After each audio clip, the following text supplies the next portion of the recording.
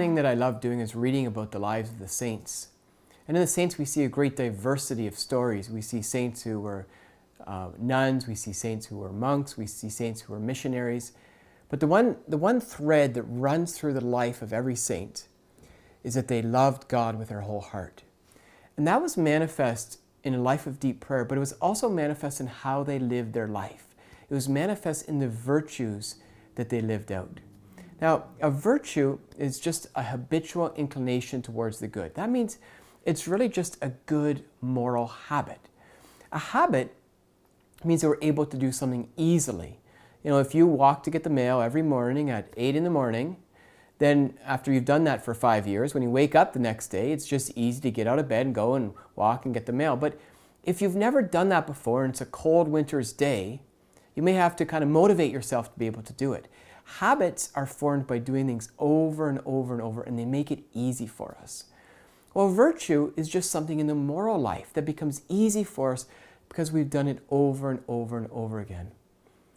But one of the great challenges of the Christian life is that we're not born with virtues. We receive some virtues through baptism, but many of the virtues it takes a lifetime for us to develop. Because naturally we're inclined to do the opposite. You know, I'm naturally inclined to be lazy, to be impatient, to be proud.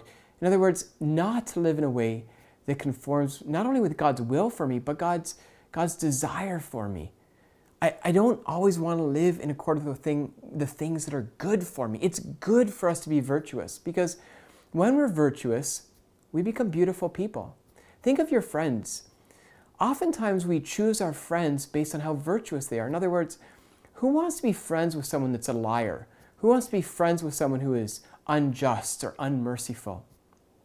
So we see these things in other people and we recognize the goodness. When we live a virtuous life, we become a good person too.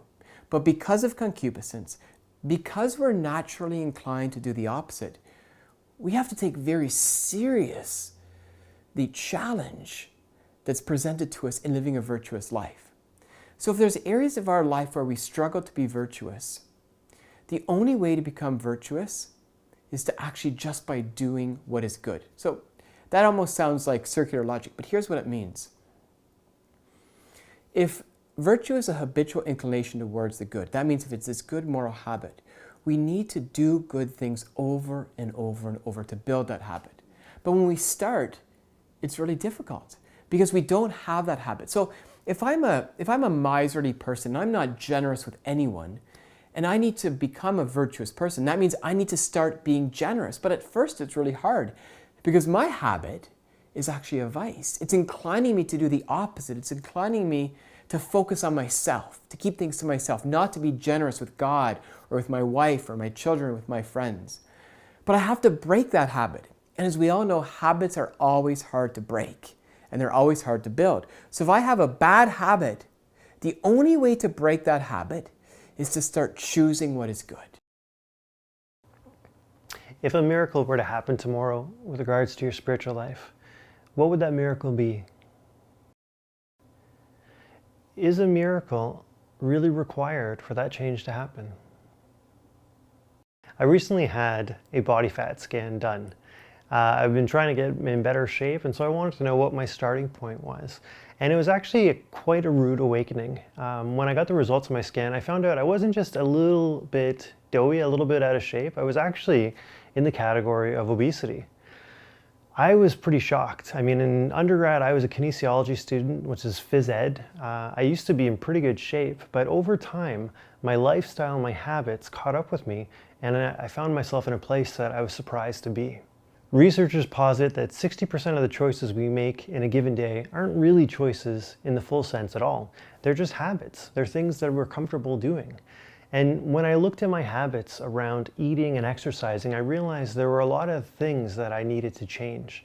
But in changing those things, big changes were possible. And I've seen my health get a lot better by simply looking at the things I ate, choosing not to eat those things, looking at when I exercised, and making choices around that. In our spiritual lives as well, we are often formed by habits. For example, maybe I want to get up at 5:30 a.m. so I can have dedicated prayer time before my kids get up in the morning. Charles Duhigg, in his book, The Power of Habit, shares that habits are made up of 3 essential components: cues, routines, and rewards. So let's say you want to build the habit of praying in the morning every day. How can we use Charles Duhigg's construction of cues, routines, and rewards to accomplish this? Here's how. The cue is your alarm clock going off. How many of us hit that snooze button again and again and again? We're hitting that snooze button because we're delaying. We're rewarding ourselves with 10 more minutes of sleep, even though we know the night before we wanted to get out of bed.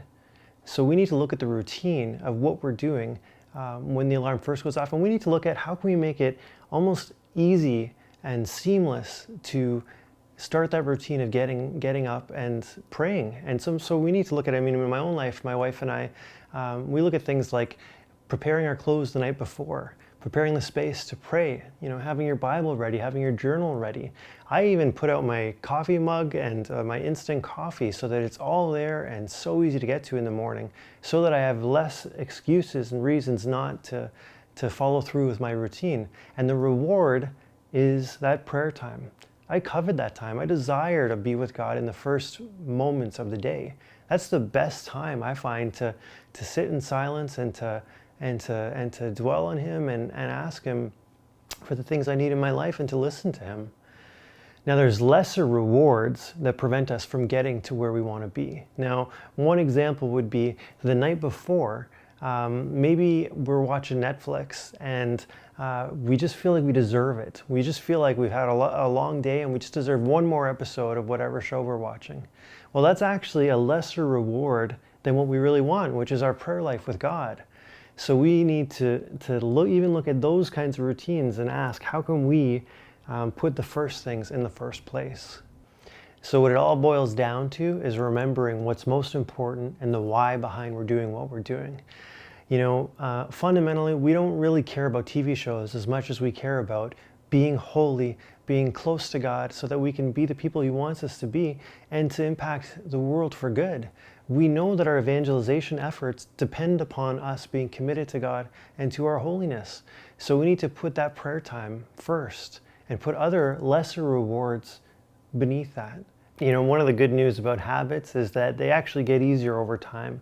So though it might be really unnatural and frustrating and difficult now to get up and have that prayer time, once you've done it a couple times, it gets a little easier. Once you've done it 100 times, it gets really easy and it'll become part of your life. So keep committed to the habits you want to be building in your spiritual life, and you'll be a better evangelist for it.